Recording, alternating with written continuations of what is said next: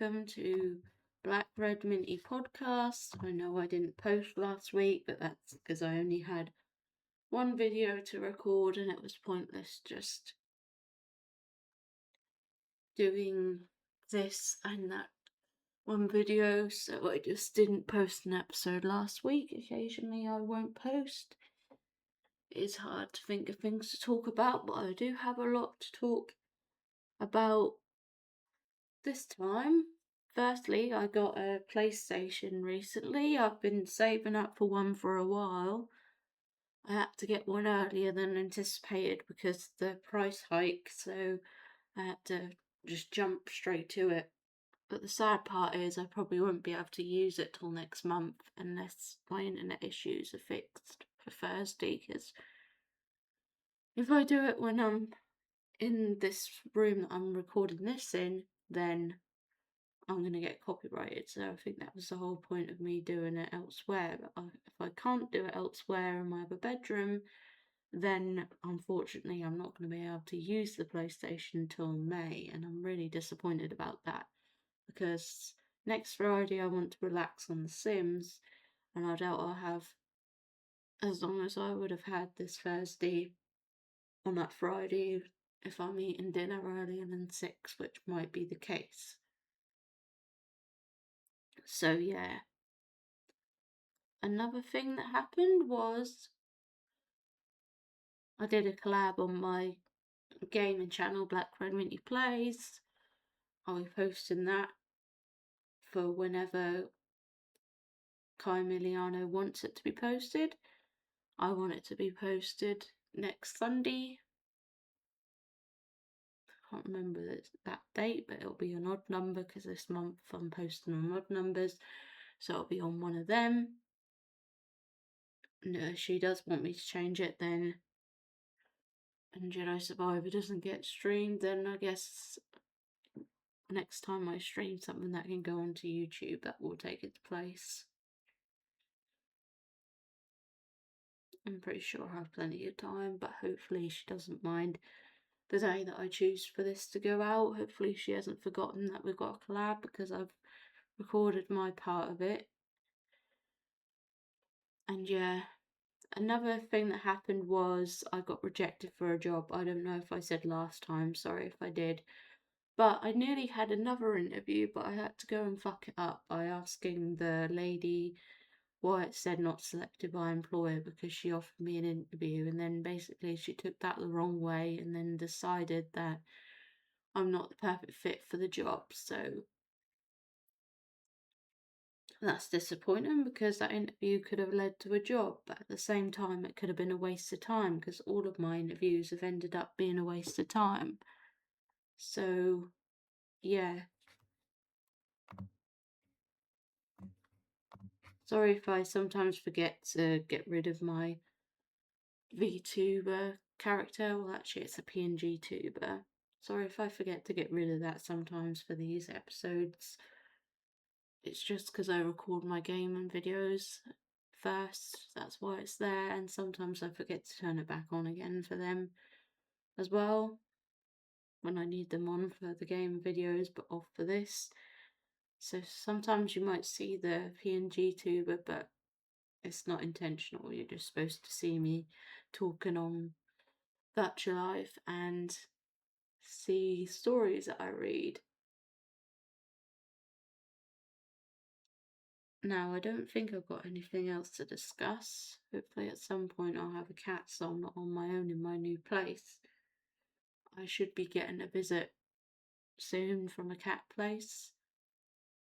I just hope that I stay alert for when they arrive, so I don't miss my opportunity, and hope that it all goes well, because I've wanted a cat for my whole life. It's just hard to pay for all these things without a job, but no one will give me a chance. I had a chance, but I fucked it up by asking a question. I think anyone would have done the same thing if they were confused about why a job said not selected by employer when they offered me an interview. I think anyone would question that. They'd be like, huh? So, yeah. Anyway, we're going to read more of this, unfortunately. Hopefully it lets me read it being signed out, because it's not letting me read it logged in. It doesn't let me find the story again.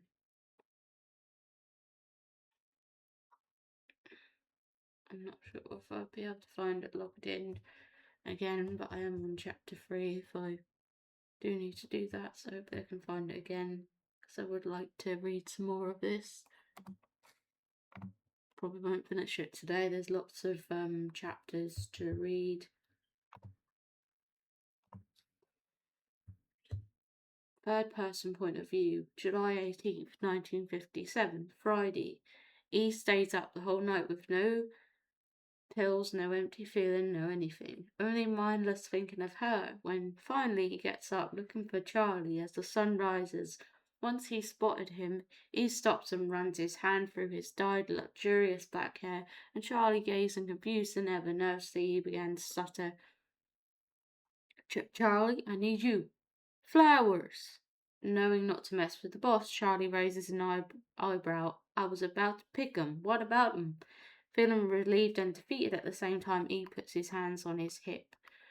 Don't send them yet. I want to personally give them to her, but you come and help me pick 'em. After demanding this, he turns around, making his way back to his room. He didn't even realize he walked out of his room with his pajamas. PJs out of his bedroom was completely illegal in his mind. He scowls at himself in the mirror. Damn shame, these bags will be the death of me. He soon loses his pajamas for a fresh suit. He dries his fresh wet hair and prepares his pompadour. He stares at himself in a shiny mirror. Fame seems to do him well. Marie's point of view, July 19th, 1957, Friday. Ever since the little interview I gave at the mall, the press haven't been sticking their nose in my business. It was nice finally living in an average Memphis citizen. I also loved my shopping spree that I had. I officially loved my new life from that day on. I picked little Russell up from preschool and took him to a park close to Robert and Judy's home. Yeah, so to say took, not take him. Take him to a park. Maybe either makes sense. Home. Today was the 19th of July, finally, Friday. The morning was like every other day. I've fallen in love with. We ate breakfast and said our goodbyes to Robert as he left for work. Judy and I clean up. We walk Russell to preschool. He happily obliges, knowing it was the day before the weekend. Russell and I seem to have a close bond now. He held both Judy and I's hand as we walked down the street. Of course, he was in the middle, keeping his favourite girls protected. Russell would look up at me as if making sure I was still happy. It was an adorable habit he had after his mother told him about reporters bombarding me and making me nervous. After a couple of minutes walking down the street, we made it to his preschool. Judy fixes his button up, gave him a peck on his cheek and a tight hug. Russell turned to me, waiting for his next hug. I kneeled down and hugged him tight.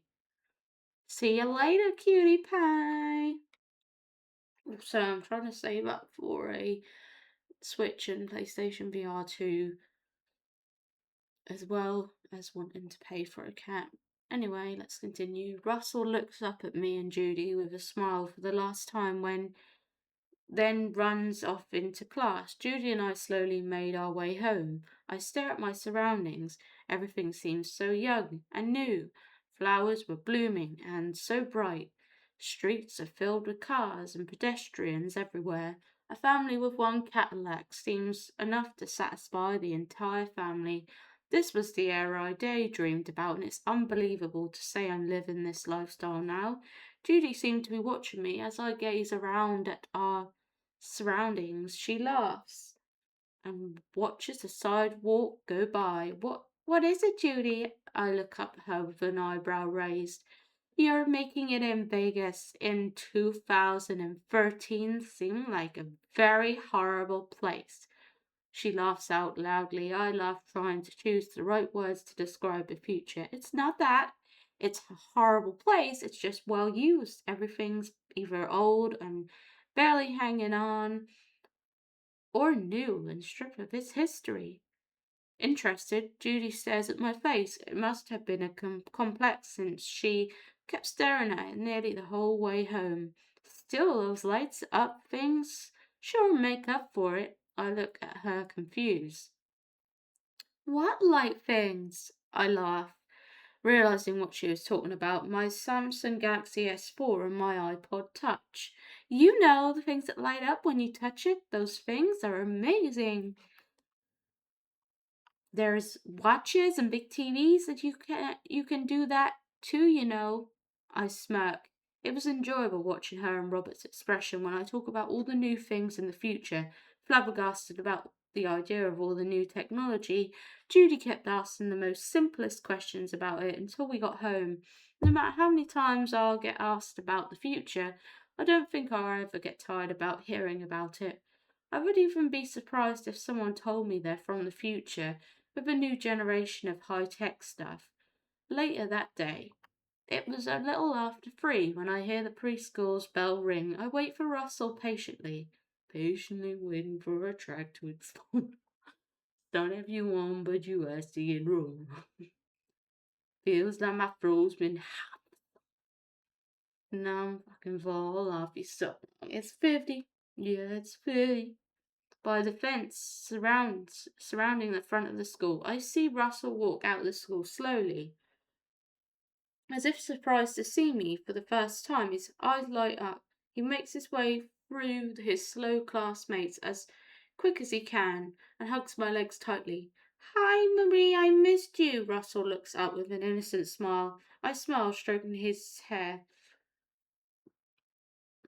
I missed you too. Now let's make our way to the park. Russell nods happily and grabs hold of my hand. He rushes to the sidewalk. I laugh as I watch him lead me to the park. In a matter of minutes, we made it to the park. Russell dashes to the side, knowing it'd soon be occupied.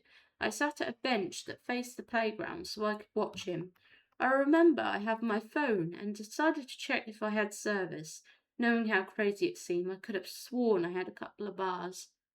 When I checked earlier today, if it wasn't for Judy calling me from another room, I would have double checked. But to make sure I was crazy, I checked for the second time today. Insanely enough, I had internet access, but no bars. I looked up to check on Russell, and he waves at me with a proud face. I waved back, smiling small. I kept watching him. It made no sense. I kept watching him until he went back to playing in the sandbox. I looked down and stared at my Facebook app sign-in page. I've been so distanced from my electronics that I have to actually think about my password for Facebook. Well, I whispered under my breath, thinking I decided to type every word I might have considered as my password. Third person point of view. Feeling defeated, E, Joe, and Charlie sit at a bench in a park near Graceland. No one's soul was more broken than Elvis. He tried hiding it as if the loss didn't faze him, but it did. He wanted to find her, just see her lovely face. Just a glimpse, or maybe just see her smile, even hear her laugh. Joe set his hand on E's shoulder. All damn day. We searched and nothing, Elvis choked out. I know, E. I know. We can still keep looking if you want. We're behind you, Charlie consoled. Distressed, E set his hand on the side of his head. He was thinking, I'm exhausted, Charlie. I think I'm giving up. Seeing the sadness growing, Joe tightened his grip on Elvis's shoulder. Boy, you're not one to give up, especially on a girl. We ain't walked squat. Your poor pink caddy's been driving us around. Come on, E. You say this girl's different than all that sappy crap. Why don't you keep your head up and keep looking for her? Motivated, E stands up and faces his men on the bench, glad Elvis is back to normal. Mostly, he smiles small, but laughs at a hearty laugh. The boys join him as they slowly stand up. They soon walked around the park, somewhat easing their minds off the search of the girl, yet still continuing the search. They passed by the playground. Search, search, I'm a search, money, a search, money, a search, and saw a little boy playing. He seemed to wave at what seemed to be his mother. Charlie stopped to see the little boy smile and receive a wave back from his mother. The trio didn't think anything of it, since the back of her head was in a small bun that matched the dark hair of the boy. They quietly watched as the mother laughs and the son rushed to her with open arms. After that, the men went back to E's pink Cadillac and drove away with a little more motivation on finding the girl.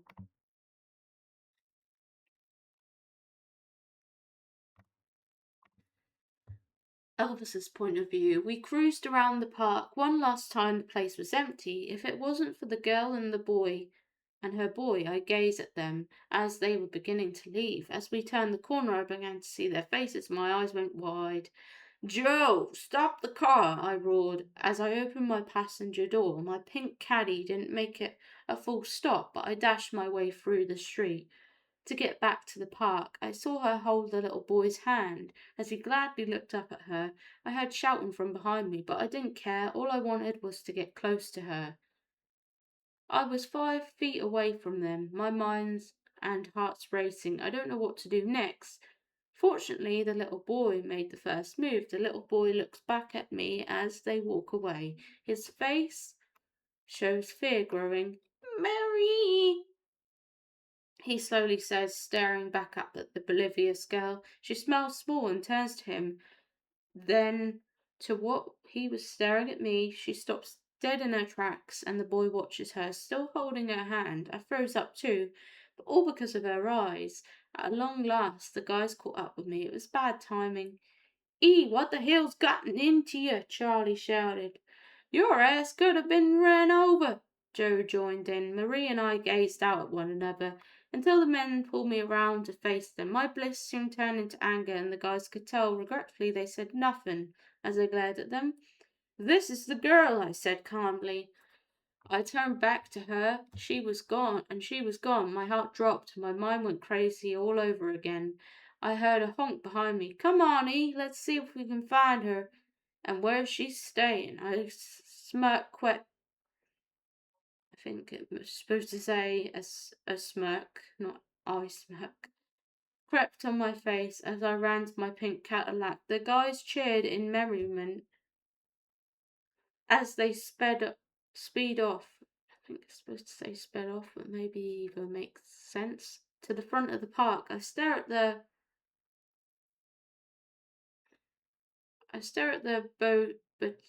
bouquet I bought her. Look at the little troopers.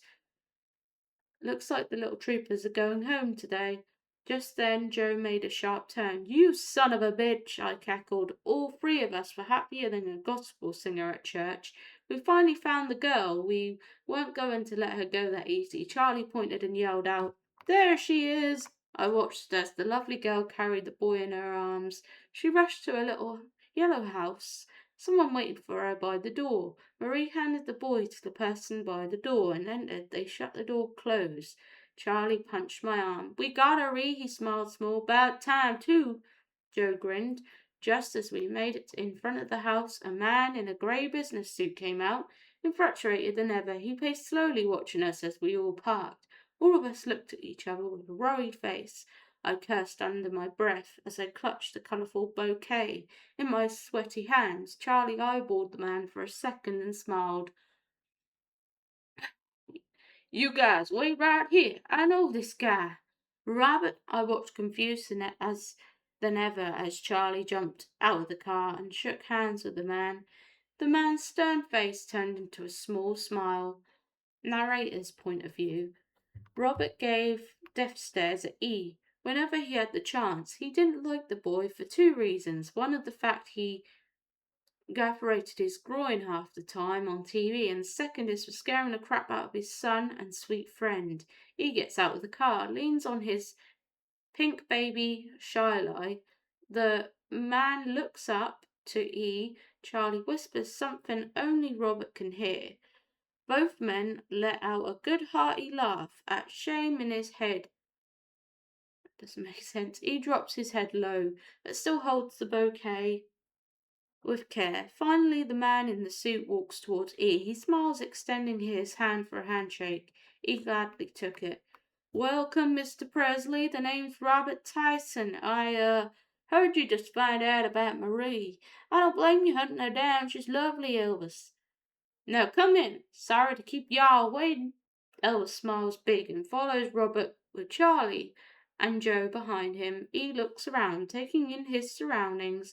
Robert, this house is lovely, he exclaimed as he began to feel at ease. Robert grinned. His wife walked in from the kitchen stunned. Honey, I found Elvis for you. Honey, I found Elvis for you. Sorry, got confused there. Rob joked and pointed to the trio. Still surprised, she went up to the men and shook their hands. He broke the ice first. Nice to meet you, ma'am. Judy smiled small. Call me Judy. She pointed to the kitchen as she began to getting comfortable with the men. Would you men care for anything? She looked at Joe, Charlie, and E. All three politely declined. No, thank you, ma'am. Robert then takes a seat on his couch, letting the men know they were welcome to as well. As polite as any southern man, they all obliged and sat down. He looked down at his bouquet. Where is she? He asked with an embarrassed face. Robert smiled, staring at the hallway. She's probably still consoling little Russell. You guys both gave them a hell of a scare out there. I'm sorry, he exclaimed, distraught. I just wanted to see her. Rob laughs. It's all right. They're fine. Ain't nothing the weekend cartoons won't cure. He looks up, smiling small. Judy walks in with 3 servings of coffee and a serving platter. Thought you men would care for a coffee, she sweetly said as she set the cups on the table. The trio said, Thank you, ma'am, all in sync. They poured sugar and creamer in and took a sip of their coffees. Excuse me while I make something for the kitty. She enters the kitchen as Robert watched them adjust their seating positions uncomfortably. He laughs and leans back on the vanilla cream colored couch. Y'all make yourselves at home. I have to go. Once this girl comes out of her room, I gotta go to a meeting. The men impatiently wait, as it seems like hours, until they see the girl. Only he knew the waiting would all be worth it. He kept the bouquet tight in his grip. Suddenly, a little boy's laugh fills the air.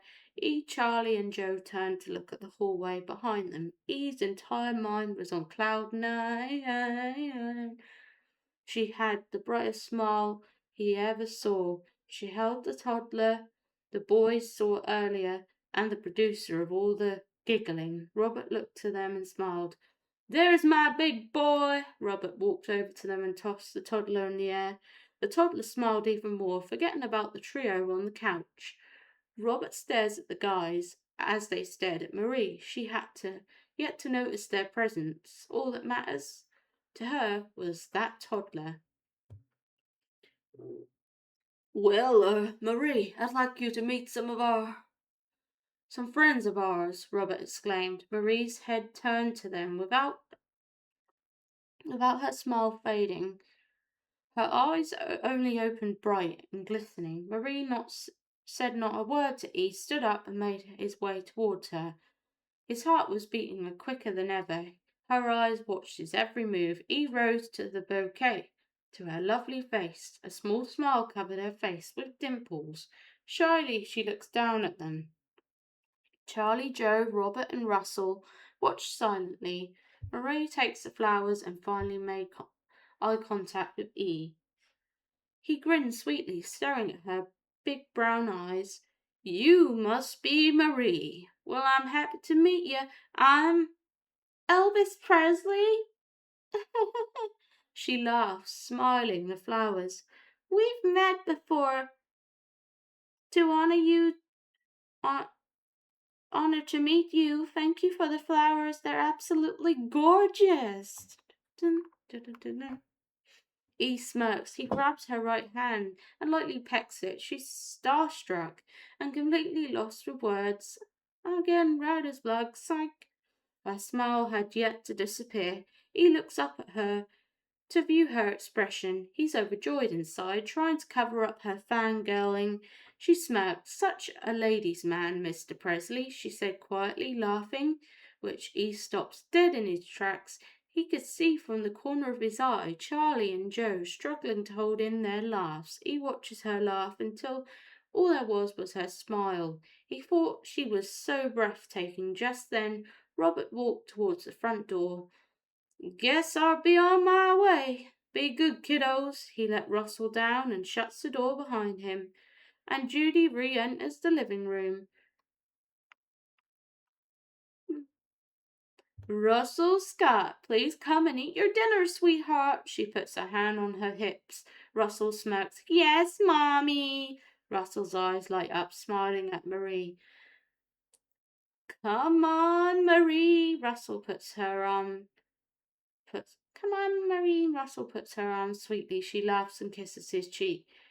"You go ahead, cutie." It doesn't take longer than a second to watch the little toddler reach the kitchen. He had his eyes set on her the whole entire time. Charlie and Joe watched him concerned. He takes her hand again. Marie looks up at him, smitter than ever.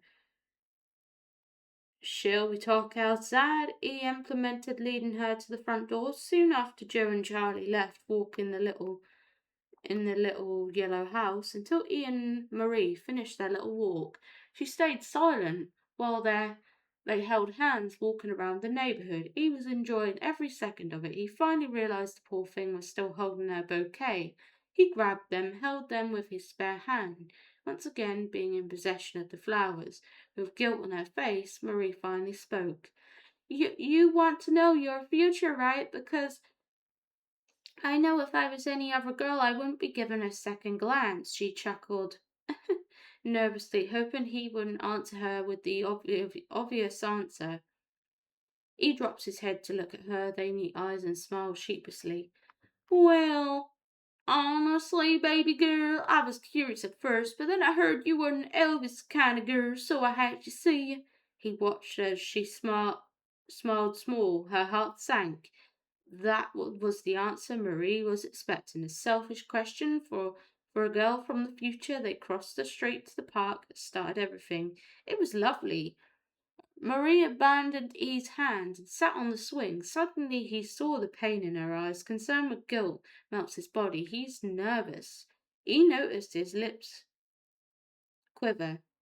"You're not like them other girls. I really just want to get to know you, you know. I thought this was going to be simple, questioning my future. But now that I've seen you, I don't really give a damn about my future anymore." Marie's point of view. My eyes light up with curious ears. I dared myself to look up at his face. Each charming face is a blessing and a curse. It's flawless, and yet one can be doomed under his spell forever. "Well, Elvis, in my future I dreamed about the day I would see you in the flesh. Now it's surreal." I look up at the sky, trying to hide my happiness from the corner of my eye. I see E grinning like an idiot. Then he joins me on the swing. He turns the swing to face me, that dopey smile on his face. I smile small at him, but my smile soon fades as I decide to tell him his fate. "Forgive me, Elvis, but you're 9 feet below for a while in my future. You left pretty young, tragically." I look back at Elvis to see his reaction. Consoling phrases fill my head. He shows no expression on his flawless face. "Damn shame I am." He shakes his head. I interrupt his self-shaming and try to comfort him in process. "You left a great history behind you, Elvis. If you think you have fans now, wait a couple decades." I smile at him, waiting for a response. He looks up at me, making his pompadour jiggle, and he chuckled, leaving a smirk plastered on his face. "Thank you, gorgeous, but since that's over with, I want to take you out." He stands up with full confidence by his side. I was caught off guard in astonishment. "Me?" I blurted out in disbelief. I started feeling that lovey-dovey crap that every girl says, butterflies flustering around in my stomach. I glare at Elvis with a raised eyebrow. He laughs, his heartiest laugh. "Because, Miss Marie, you're quite breathtaking. I'd love to get to know you more." He watched me as I stood up. I felt so light-headed. I wanted to believe this was a dream, but it wasn't. My awkward self smiled wide out of embarrassment. All of a sudden, he slightly lifts my chin up and pecks my cheek. Now I was screaming on the inside. Every part of my body feels like it lifts up a firecracker. Elvis's past girlfriends didn't lie when they said he was a good kisser. Narrator's point of view. As they say their goodbyes for the evening, Eve finally noticed the rest of Marie. She wore a slim orange dress that was knee length, with pearls to match perfectly, and a pair of cream coloured kitten heels. The only thing he noticed to be out of this century would be her long raven hair that was nearly in a bun for today. He and Marie share a long, tight hug. He gave her another peck on the cheek and whispered in her ear, "May I pick you up at 9 tonight, darling?" His southern accent danced in her ear. Marie tried holding in her excitement as best as she could. She sweetly smiled and nodded. "That seems nice." He smirked and waved goodbye. As he slowly made his way to his Cadillac, he walked backwards, continuing his loving gaze at Marie. She giggles as he bumps into the Cadillac's headlights. He laughs slightly as he gives Marie a big smile and quiet goodbye as he enters the passenger seat. Once again, Marie tightens her grip on the bouquet out of anxiousness. He handed it back to her as they said their goodbyes and finally set in as she's got a date with the Elvis Presley. She watched as the pink Cadillac filled with the three men disappeared down the street. She closed the door carefully. Joe stares at E every so often as he drives back to Graceland. E caught him glaring. "What?" E boldly exclaimed, looking annoyed. Joe laughs. "E, I haven't seen you this happy in a while." E smiles small as Charlie chimes in. "Man's right, you know."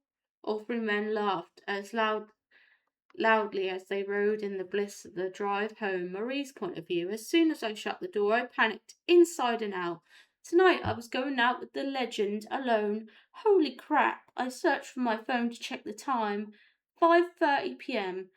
I got time to panic. Nervously I stared in the mirror. Ugh. What does he see in me? I'm nothing special other than being a Latina. Just plain old me, but besides that, I don't have anything fancy to wear. I sit down on my bed, not even half an hour has passed. I'm not sure I can face going on a date with Mr. Presley. As I notice my dress, Judy walked to my room. She leans on the door frame with her arms crossed. "Found anything to wear?" Judy smirks. I shrug and let out a sigh. "Nope, I don't think I should go. He's probably just feels bad for me."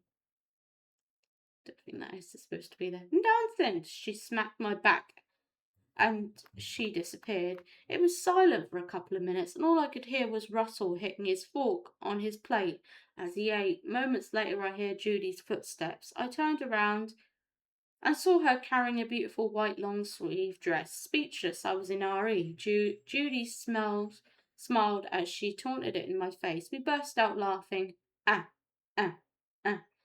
"Come on, go and shower. I can get my hands on your hair." She pulled me up by my arms and pushed me in the bathroom. She threw two towels at me and yanked my hair out of my bun. Such a nice sister you are, Judy." She smirked as I closed the door. "Damn right, Marie. Now hurry up. Elvis isn't going to wait forever."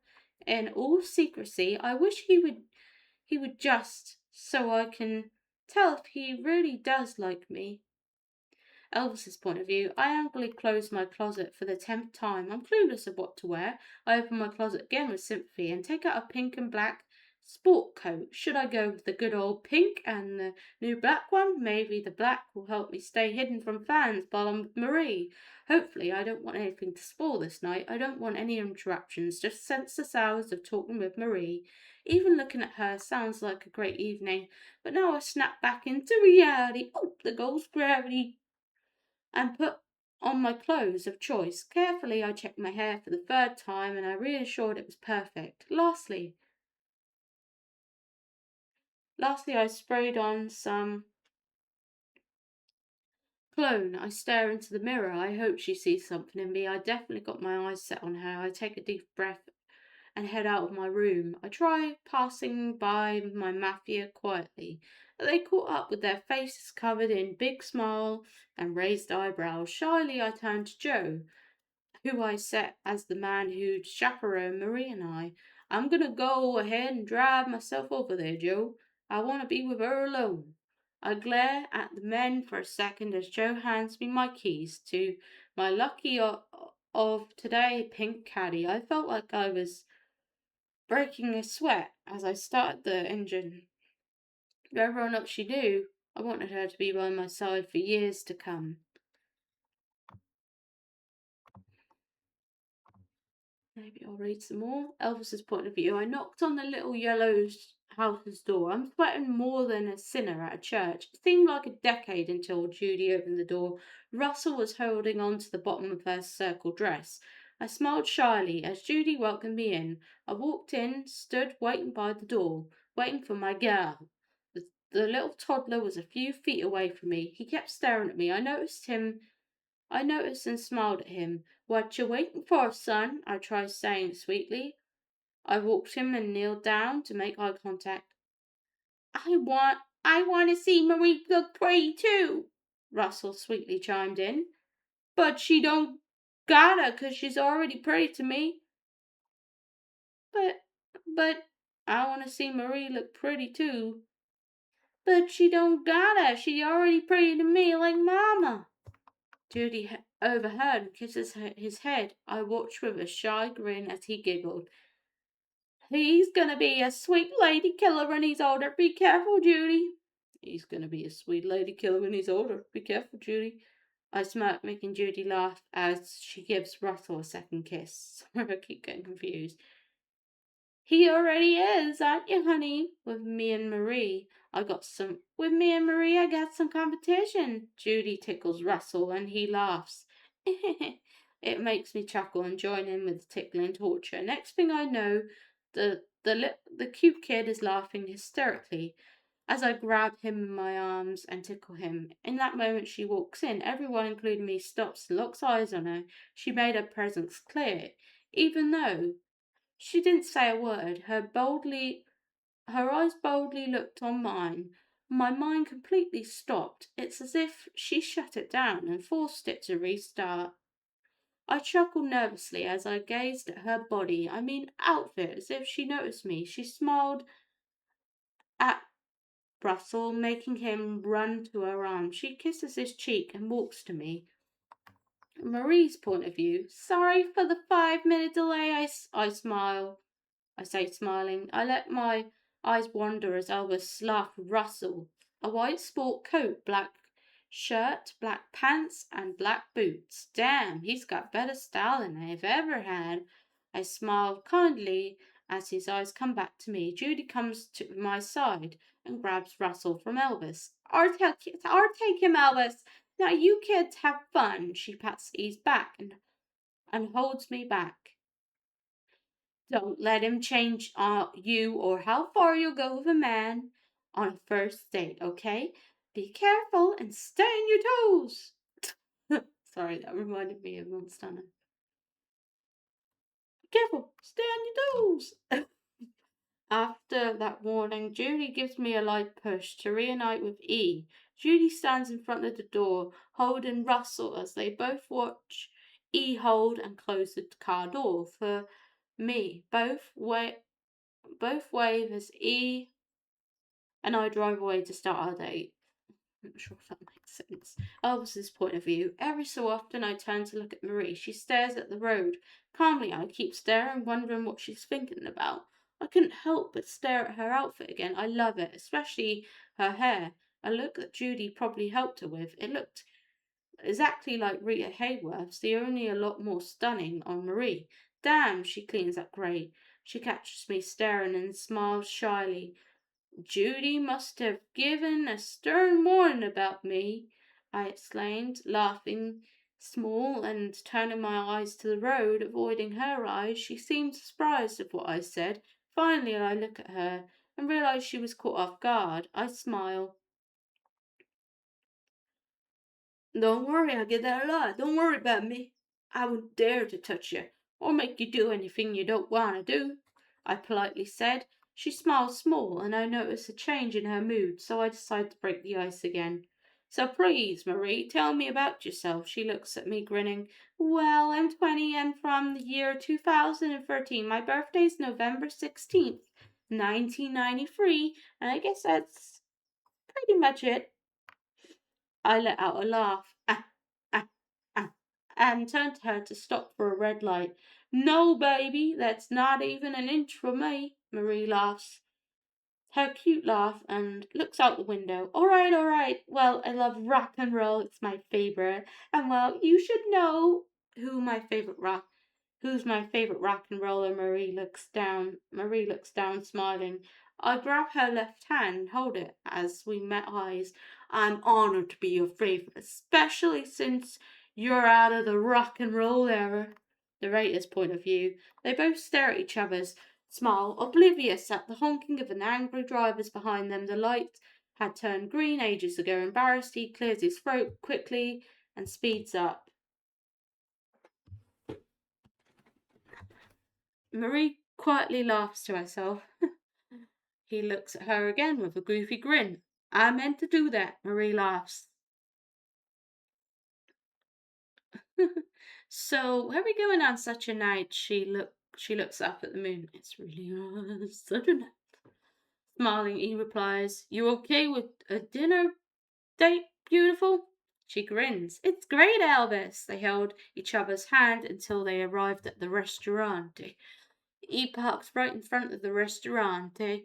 He gets out of his Cadillac as quickly as he could. He opened Marie's door for her. Once she stood up, they met eyes. He couldn't believe the view he could get, lost in her eyes forever, and wouldn't mind. Marie, on the other hand, his icy blue eyes made her stop dead in her tracks. She thought as if long enough she'd be hypnotized. For what seemed like a blissful moment, Eve's stomach killed the mood. It growled loudly, leaving Eve to back away, cursed under his breath. He looked down in embarrassment. Marie giggled and put her hand on Eve's shoulder, consoling him. Mine's starving too, she smiled, so bright it made Eve forget his troubles. He smirked and put his right arm around her small waist. Ever so lightly, he couldn't believe he had finally found the mystery girl and currently has her by his side. He knew it was just a first date, but he already felt like he'd fallen head over heels for her. He held the door for her as they entered the restaurante. She laughs. The laugh he loves, her shy, unexpected laugh that was always seemed to use when she's lost with words. I'm getting red as black, psych. He was intoxicated every second of her laugh. It made it his mission to make her laugh as much as possible. He could that night. Interrupting Eve's thoughts, the couple were welcomed to the posh restaurante by a young hostess that walked up to them, overexcited. The young girls grinned maniacally, which made Marie a little uneasy. Mr. Pursley, we've been expecting your reservation. I'm a huge fan. I'd be honored if you'd follow me to your table. Marie looks up at Eve, curious to see his reaction. He had his infamous curl smile. Thank you, miss. Come on, beautiful. The young hostess turns around instantly. Her eyes glare at Marie for a second. She turns back around. His grip on her waist tightened. He wanted to show Marie off wherever the young girl liked it or not. The young hostess led them to a booth where she heartily froze the menu to Marie's side while handing the second menu to Eve with a loving smile. Disgusted, Marie looked up at the hostess, ready to pounce on her calmly. He jumps in and doesn't miss a beat. Excuse me, miss, but I'd sure like it if you gave this lovely lady the respect she deserved, he snapped as he looked up at the waitress with a serious face. Marie was flabbergasted, but she loved the fact that he defended her. The hostess turned red, laughing nervously as she picked up Marie's menu and handed it to her. Thanks, Marie spat out with annoyance. The young miss walked away in shame as he laughed his heartiest laugh. Now that's a woman, he thought.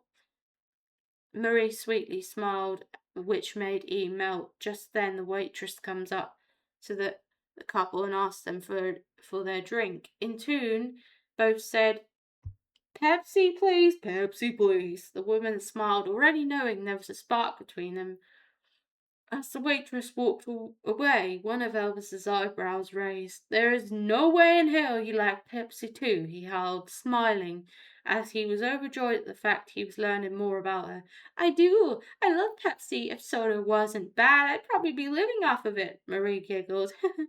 Marie waited for E's reaction, trying to make herself remember this moment. As much as she could, his head went back to the merriment. His cackle escaped loudly. Seeing E ecstatic made her happy. Marie grinned as she watched E's howling episode end. Oh, baby girl, you're gonna make me break my laugh box. Surprised, Marie gazed at E with wide eyes. Did he just call me baby girl? Oh, shit. Why in the hell did I say that out loud?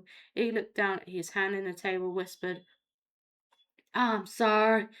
I'm sorry, with his hoarse southern voice. Without second guessing herself, Marie laid her right hand on his. Stop saying you're sorry. You're making me laugh too, Mr. Pelvis.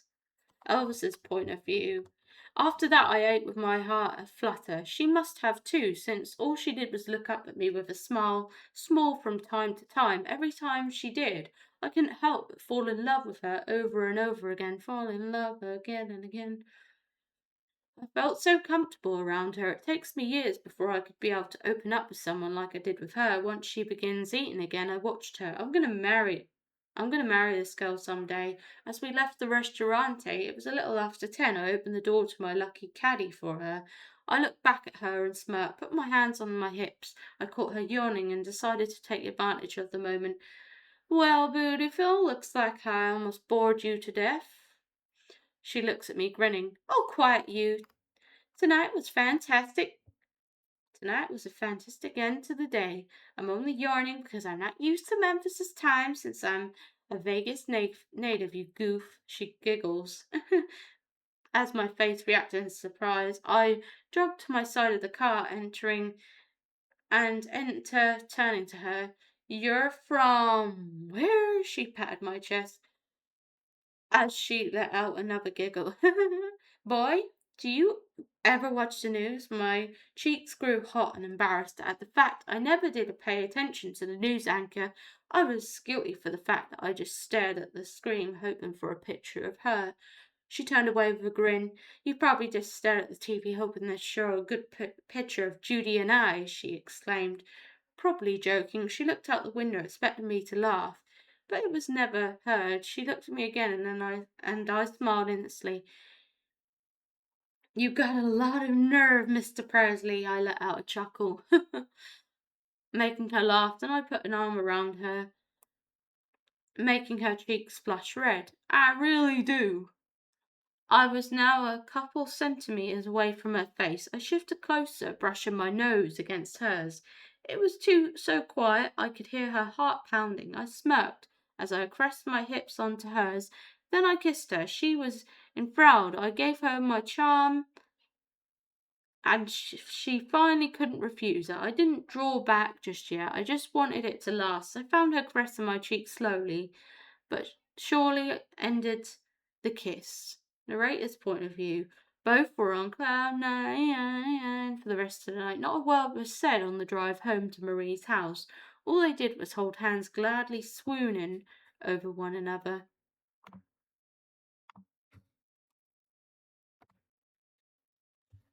How long is this?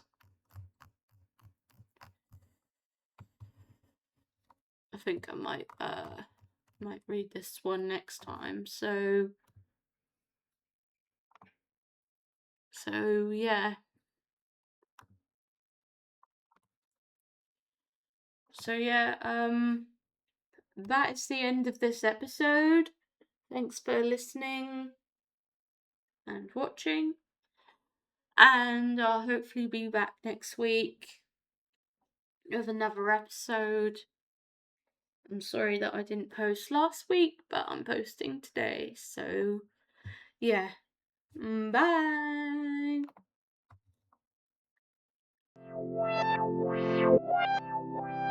Me too,